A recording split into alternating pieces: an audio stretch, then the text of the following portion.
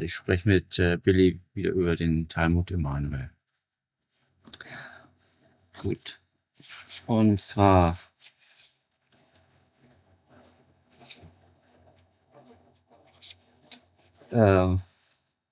geht's heute weiter hast du noch Erklärungen geschrieben im Vorwort, die wichtig seien, wozu dich auch Arad Atasata, glaube ich, aufgefordert hat, die zu schreiben, dass es verständlicher ist. Und es geht da um die Speicherbänke. Und da wollte ich dich fragen, wie man sich das vorstellen hat. Das ist wie ein Energiespeicher? Das ist, Speicherbank sind einfach das, was Energie ist, wo aufzeichnet tut, Energie aufzeichnet tut von Geräusch, von Sprache und so weiter und so fort. Wo Sachen, wo der Mensch lautbar durch sie sprechen, einfach weitergehen tut oder erklären tut und so weiter und so fort. Das wird gespeichert auf energetischer Basis, also schöpfungsenergetischer Basis. Eben auch alle Gedanken und Gefühle richtig. Und so weiter. Ja. Und die Taten.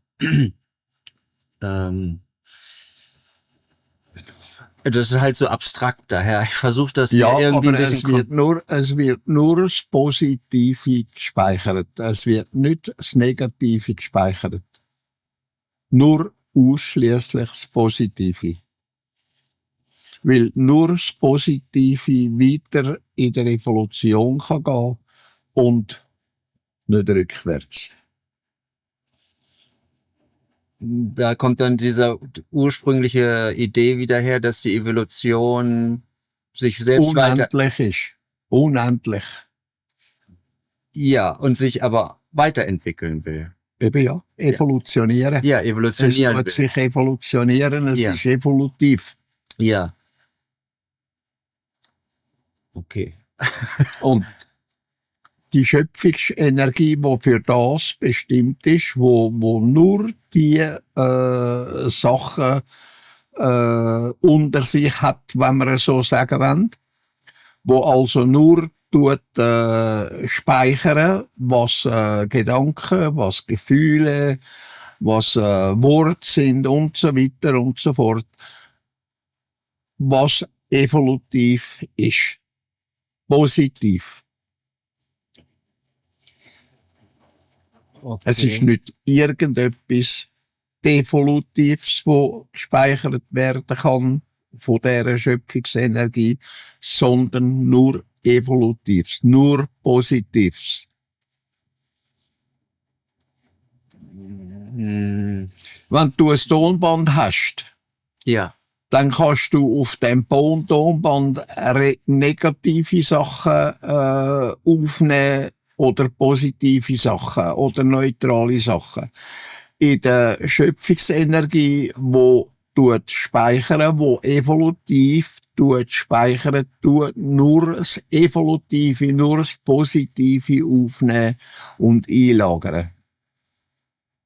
Dann, es ist bei der Schöpfung sehr weg, dass alles zusammen nur positiv ist und nie negativ. Mhm. Wie habe ich mir das jetzt vorzustellen bei der Ebene Arad Atasata? Hattest du als Beschreibung geschrieben, dass das die Ebene die sich die Zeit beschaut? Ja. Und da kann man sich ja eben aber auch die negativen Ereignisse... Ja, das ist aber etwas anderes. Das ist nicht die Schöpfungsenergie, die speichern. Wo das Evolutive speichern. Inwiefern unterscheidet sich das dann, diese Speicherbänke, von dem, was Arad Atasata... Das ist genau gleich, wenn du zwei verschiedene Tonbänder hast. Das eine Tonband hast du nur für negativ gespeicherte Sachen. Und das zweite Tonband, das du hast, nimmst alles auf, wo das Negative und das Positive drauf ist. Okay. Und das ist bei diesen Ebenen genau so. Ja. Und Arahata Tersata ist nicht eine Speicherung in dem Sinn, dass es nur das Positive, das Evolutive speichern, wie die Schöpfungsenergie das macht, wo soll vorangehen, wo soll eine Weiterentwicklung sein, eine dauernde Weiterentwicklung. Das sind ja alles nur energetische Ebenen. Richtig, das ist nur rein energetisch. Und auf der Ebene von Arat Atasata ist es dann noch so, dass es eben noch lernen muss. Das ist noch eine Lernfunktion, eben in Atasata ist eine Lernfunktion, genau wie da eine Lernfunktion ist als Mensch auf der Erde oder irgendeinem anderen Weltkörper, wo Lebewesen sind, wo nicht unbedingt menschlich aussehen müssen, aber auch ein Bewusstsein haben in einer Form von dem, wo sie Sachen selber können speichern, wo aber weiter in einer höheren Ebene wieder gespeichert werden können. Aber in einer Speicherung, wo das Negative und das Positive dann kann aufnehmen. Und das verläuft im Grunde noch bis zur petale Ebene so. Das läuft auf bis zur Petalebene, wo das Petalebene nur noch Positives aufnehmen. Ja. Und Positives auf das, was sie bewirken tut, nur positiv bewirken kann. Ja. Ab einer gewissen evolutiven Stufe können Menschen ja schon ihr nächstes Leben bestimmen. Nein. Oder nicht. Also, wo sie sozusagen Nein. in den Körper treten. Nein. Weil Es das kann nicht bestimmt werden, wo die nächste Persönlichkeit geboren wird. Oder leben wird. Oder mit dem willst du sagen. Ja, aber wie hat man sich das denn zum Beispiel, Immanuel wurde ja auch angekündigt von Jesaja.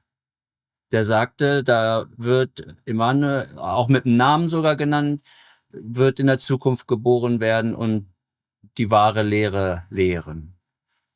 Wie kann er das sagen, wenn das... Er ist nicht namentlich genannt worden, wer das er wird sein.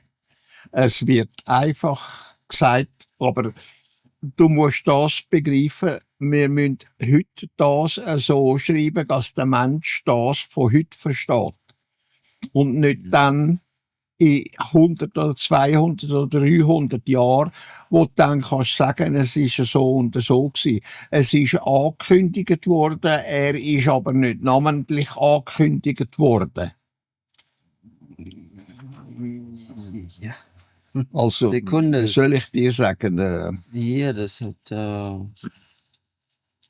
das, was geschrieben worden ist, was gesagt worden ist in dieser Beziehung, das ist für die heutige Zeit, das ist nicht für die Zeit, wo kommend wird sein, wo du kannst sagen, es ist einfach angekündigt worden, es wird jemand kommen, es wird ein Mensch kommen, und so weiter und so fort.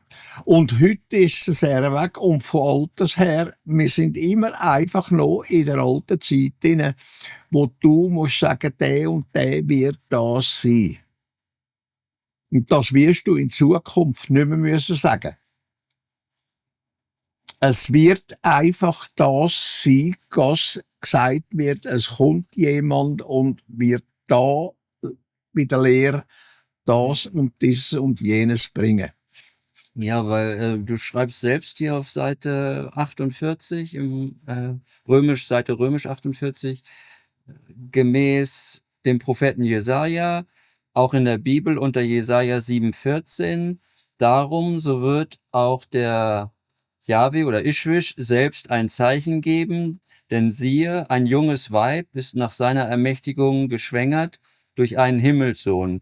Und es wird einen Sohn gebären, den sie heißen wird Immanuel. Ja. Daher... Aber jetzt hat es gerade erklärt. Ja. Ja, weil, Wir leben in der heutigen Zeit ja, und die haben dort mal in ihrer Zeit gelebt. Und da hat's geheissen, dann und dann wird der und der kommen. ja, Und das sagst du heute noch. Du bist heute noch nicht weiter als an dort mal. Wo du sagst, der und der wird kommen. Wenn du irgendwann hergehst an einen Kurs, da heisst's, der und der wird reden dort. Es heisst noch nicht, es wird jemand reden dort. Es heisst immer noch, der Herr oder die Frau wird reden dort. Namentlich genannt. ja, Und das ist seit mehreren tausend Jahren sehr weg. Dass der Mensch immer noch liegen bleibt auf dem Gleichen. Es heisst nicht, jemand wird kommen und reden. Es heisst Ja. immer noch, der und der wird Ja. kommen und reden. Aber das wird sich einmal ändern. okay. Ja, es tönt verrückt, es ist sogar primitiv, aber es ist tatsächlich ein sehr Weg. Wenn du heute gehst, irgendwann her heisst, der und der oder die und die wird reden dort.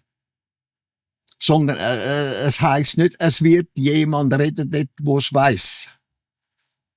Wo orientiert ist. Ja, so kann man die Person halt leichter identifizieren. Eben, ja. Natürlich. Und weißt was das bedeutet? Dann kommt der Personenkult. Genau. Ja. Genau das ist es. Das passiert daraus. Also, du schreibst das ja eben auch, gerade auf der ersten Seite schreibst du ja auch, dass du eben dafür bestimmt warst, das Buch zu schreiben. Weil wenn das die Leute nicht lesen, dann Von rätseln mir sie halt ihr steht Leben lang. kein Wort drin. Ich Nein, werde das machen. Na, Und zwar genau aus dem Grund, wo ich dir jetzt erklärt habe. ja, dann, es gibt ja nur wenige, die dich überhaupt erkennen. Ja, das In deiner ist- Funktion. ja, das soll- Daher, das wenn man es soll ihnen ja nicht so sagt, ist es noch schwieriger. Also, Nein. Dann tut der Mensch nämlich selber denken. Und dann tut er nicht einfach nachreden. Sondern er fängt selber an zu denken. Und das ist der Weg dazu. Anders geht's leider nicht. ja, Tu mal drüber nachdenken und tu mal das bildlich vorstellen, wenn irgendjemand etwas sagt zu dir, wie du dich dann verhalten tust. Ob du selber anfängst zu denken, was der jetzt dir gesagt hat, was der dir jetzt gelehrt hat, oder ob du auf den Mensch gehst, ja, der hat mir das gesagt. Das ist der grosse Keib. ja, das eben gerade nicht. Ja, das, eben. das versuchst Das du, soll ja eben nicht der Fall sein. ja, das versuchst du ja auch immer zu vermeiden. Das, Ja. Genau. Und das ist notwendig. Und der Weg dazu führt eben über das. Und wir sind immer noch heutzutage noch in dem inne, wo die anderen, die glauben, tun, immer noch an Immanuel glauben, immer noch an Mohammed glauben, an Jesaja glauben und dann weiss sich der Teufel was. ja, weil der Statt selber denken und selber die Worte sehen und die Wirklichkeit sehen und die Worte finden daraus raus. Es geht nicht anders, Michael. Sonst lernt der Mensch das nicht. ja, Und wenn wir Bücher bringen heute, oder gebracht haben bis heute, dann muss man noch in dem Stil, wo seit alters her, seit Tausenden von Jahren bereits existiert. Und jetzt langsam muss überwunden werden. ja, Ich kann es nicht ändern. ja, Es ist tatsächlich ja, so. es ist ein Lernprozess. Ja. Ein Lernprozess.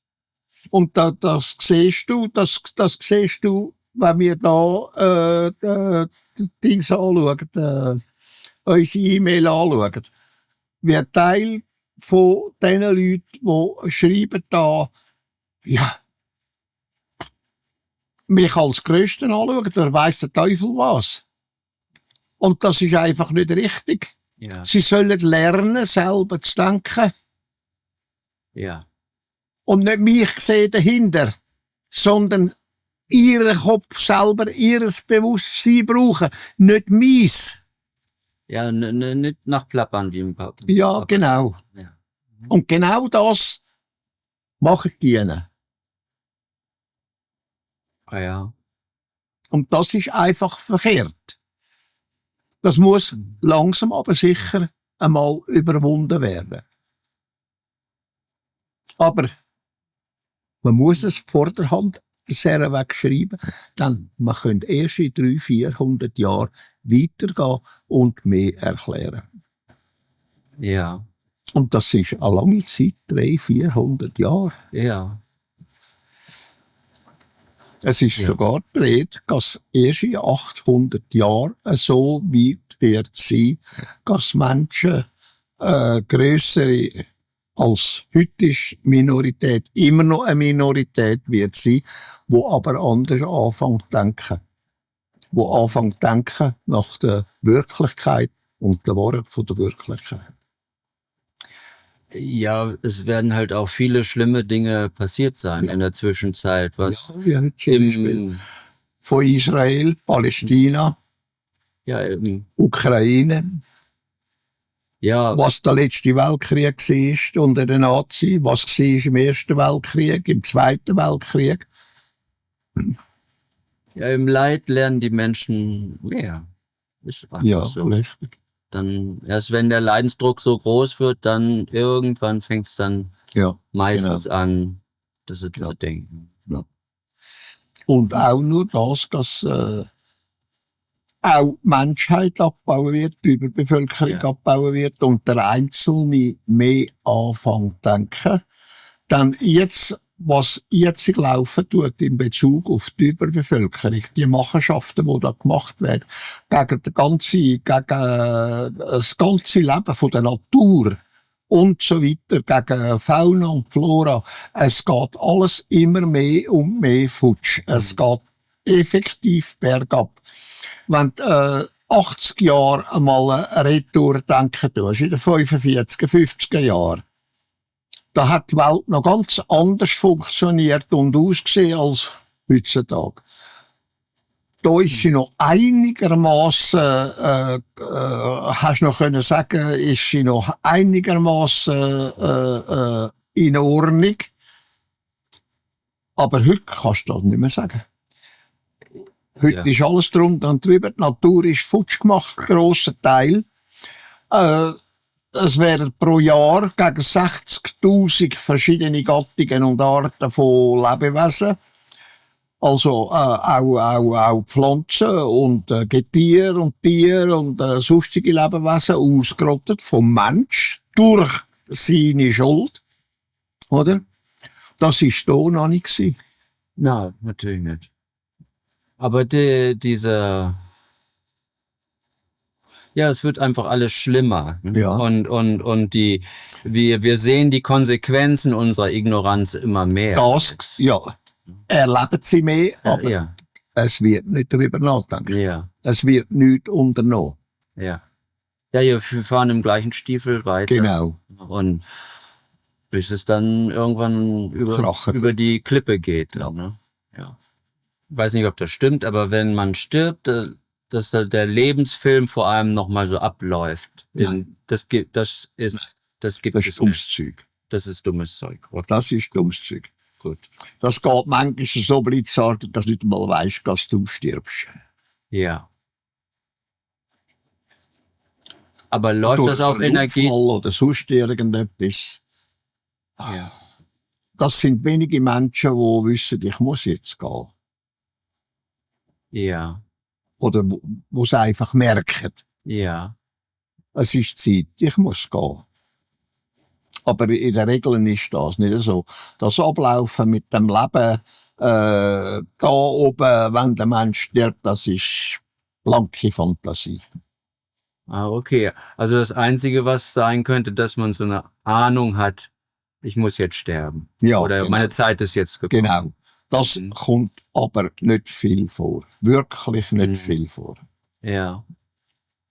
Ja, der buddhistische Lehrer, der mir Zuflucht gegeben hat, sein Vater war ein geheimer Praktizierender des Dzogchen. Und der hatte Krebs und hat ein ganz normales Leben geführt, sein Vater. Ja. Also er war Hotelbesitzer Ja. in Kathmandu.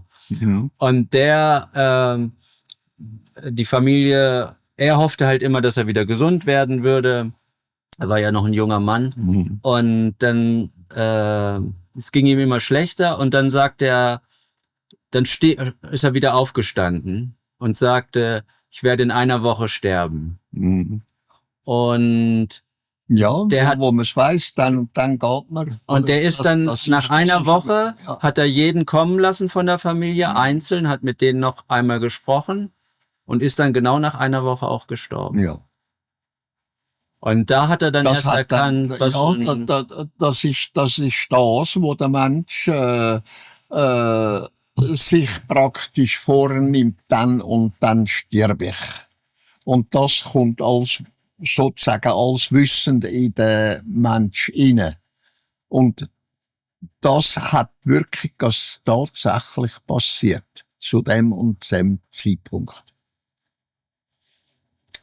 Aber es scheint ja, als ob er eine gewisse bewusste Kontrolle darüber hatte oder das sozusagen bestimmt hat. Das ist nicht eine Kontrolle, wo er bewusst hat, sondern die ist dann unbewusst. Die tut sich unbewusst festlagern und unbewusst wird das dann passieren. Also, dass er sich selbst unbewusst programmiert. Ja. Okay. Fühlen ja auch viele, die dem Sterben nahe sind. So, ich habe jetzt nur noch ein paar Tage. Oder ja. Mein Vater sagte auch dann 2 Wochen vor seinem Tod, ich glaube, ich bin nicht mehr lange meint das. Ja, genau. Und so war es dann auch. Genau, was ich jetzt das letzte Telefon hatte von der Frau Folini. Genau das ist genau dasselbe gewesen. Ja. Und er ist kein Buddhist gewesen. Er hat nicht an dem umstudiert. Ja. Er hat sich einfach Gedanken gemacht, ich bin jetzt alt und ich muss jetzt gehen, es ist jetzt meine Zeit und so weiter und so fort. Und das hat sich auch ereignet. Er hat gesagt, ich will nicht daheim sterben, ich gehe jetzt ins Spital am 5. Juli und dann nachher gehe ich. Ja. Und genau das ist passiert. Okay. Gut. Ja. Er ist jetzt 98 gewesen, aber es ist jetzt tatsächlich auch so gewesen. Das ist doch ein gutes Alter. Ja. Also wirklich für den Menschen.